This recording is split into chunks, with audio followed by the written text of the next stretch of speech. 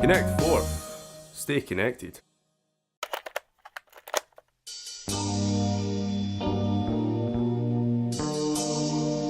Welcome to Fantastic Beats and Where to Find Them. Join me, James Smith, as I dig into internet music. On the 4th of May 1999, a song was released. This song would chart number 4 in the USA's Billboard Hot 100 and appear in 5 feature films and inspire an internet subculture. This song is All Star by Smash Mouth. Hey now, you're an all-star, get your game on, go play, hey now. On the 27th of April 2014, the internet artist and musician Neil Rega released the album Mouth Sounds. The album was comprised of mashup songs, in which Smash Mouth is prominently sampled with other popular songs from around the turn of the millennium. In the same year, the follow-up, Mouth Sounds, was released. As the title suggests, it doesn't contain any Smash Mouth, outside of cryptic references buried on the album. In January of this year, 2017, Neil Rega released the third album in the Mouth trilogy, Mouth Moods. Somebody once told me the world is gonna roll me. I decided to talk to Harry Mitchell about Neil, the Mouth albums, and mashups. She was looking kind of dumb with her feet. Yeah, I'm Harry. I'm a media student. I'm an avid music listener and movie watcher and general consumption of anything that's fun. Just mass media in general. Yeah, I just consume all things. And you do host a student radio show? I do. I host the Harry Mitchell Extravaganza on every single Monday recently for the past month and a half. And it's been going pretty well so far. Yeah. Well, I've decided to talk to you about mashups, in particular Neil Rega. Oh yes, I'm a big fan. His Mouth trilogy of albums, which all have the common theme of Smash Mouth song All Star. They are all mashups of that. So when did you first discover Neil Rega? I mean, Neil Rega originally, he was the creator of Potter Puppet Pals, which is like the Harry Potter comedy show back in 2007, I believe was the first one. And he's been creating little animations throughout it. So his name is littered throughout the internet in the past.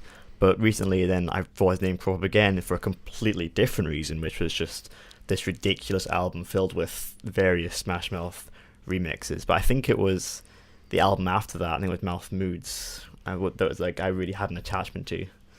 Yeah, like when Mouth Moods came out, that was this year, wasn't it? This year or last year, maybe last year. Yeah. Yeah, that was when I actually started listening to the albums. But like, yeah, Mouth Silence is also really good. Mouth Sounds does have some great tracks in it as well. So what would your favourite track of all the albums be?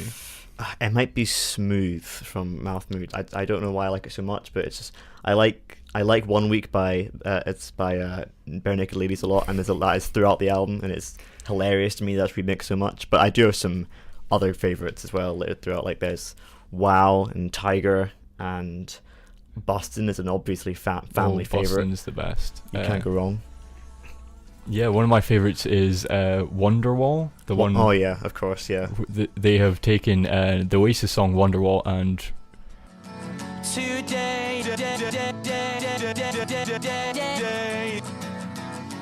they're really creative songs. A lot of them can be dismissed as like just an internet meme, but really that the art and the effort that gets put into these remixes are actually really impressive. And also like ACVC, which is I'd recommend searching that one up because that's a shock to the system. Take a lot of effort to blend these together, and he often just makes the music himself to try and go along with it. Oh yeah, it's great. And also I wanted to talk about wider internet mashups like Redbone by Childish Gambino. I mean, there's often these trends that show up, and one of those is Redbone by Childish Gambino. And also I saw a lot of stuff mixed with the Stranger Things television song, like theme tune. Oh yeah, I remember that a lot last year. Yeah, there was quite a lot. These things, when the internet finds this really catchy, really iconic tune, they love to blend it with all their other favourite things, and often, more than not, it goes quite well together. Yeah, like recently, I think the main trend has been Roadman Shack, Man's Not Hot. Oh, of course, I'm a big fan of that. You're a big grime fan, I've heard. Yeah, I mean, I wouldn't say I'm a big grime. I guess, you know what, I'll admit it. I like me some grime, and I like the humour and the ridiculousness of grime, and that's why Man's Not Hot as a piece of comedy is just amazing to me. Yeah, so you were talking earlier about like the amount of time and effort it took Neil to make the Mouth albums. Do you think he should be allowed to sell it? Yeah, I mean, definitely. I mean, if you think about sampling and remixing, that's been done for decades. It's not like it's not like a new internet thing, but this has just been done to the extreme, and it's taking your favorite things, and it is making a new sound. It's making a new, and it's an effort that is completely revolutionized. I mean, it's the same way that like a lot of people say that editors editing together stuff in a clever way is still credited to the original artwork, but often it can create a completely new piece of art. It's just using alternate things. Essentially, it's like music fan fiction. Essentially. Yeah, that's a weird way to put it.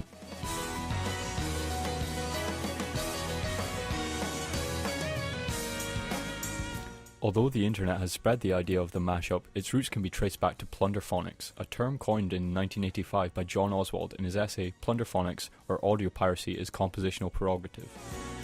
In it he states, all popular music, and all folk music by definition, essentially, if not legally, exists in the public domain. Listening to pop music isn't a matter of choice. Ask for or not, we are bombarded by it.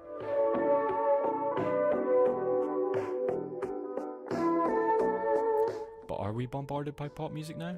In the age of internet music streaming, do the charts reflect what everyone is listening to? There's a reason the songs sampled in Neil Rega's music come from a pre-streaming era. It's recognisable. The internet brought unlimited choice to music listeners, and perhaps reduced oversaturation of pop songs. All Star by Smash Mouth appeared in the soundtrack of 5 different films, including Shrek. It may not have been the biggest hit, but it was everywhere. It's still everywhere.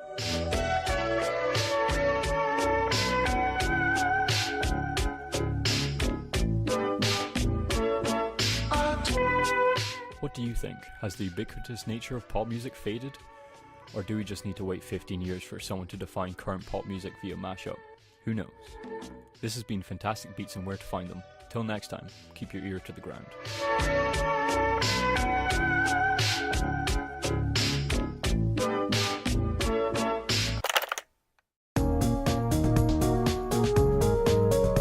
Connect 4.